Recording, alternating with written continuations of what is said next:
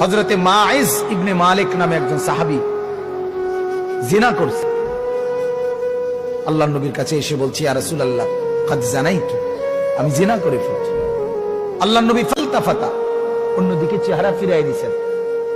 আবার তিনি বললেন ওইদিকে ফিরে গিয়ে, ইয়া রাসূলুল্লাহ আমি জিনা করেছি। নবীজি আবার চেহারা আরেক দিকে ফিরিয়ে নিলেন। উনি আবার বললেন, ইয়া রাসূলুল্লাহ আমি জিনা করে ফেলেছি, আমাকে শাস্তি দেন। আল্লাহর নবী সাল্লাল্লাহু আলাইহি সাল্লাম তিনবারের পরে সাহাবীদেরকে বললেন, খোঁজ নাও সত্যি কিনা। খোঁজ নিয়ে দেখছে সত্যি ঘটনা। আল্লাহর নবী সাল্লাল্লাহু আলাইহি সাল্লাম বলছেন, গর্ত খনন করো। গর্ত খনন করছে। ওই সাহাবীকে গর্তের মাঝখানে কোমর পর্যন্ত দাঁড় করাইয়া বাকি সাহাবীদেরকে বলছে তাকে পাথর মেরে হত্যা করো। মুসলিম শরীফের হাদিস।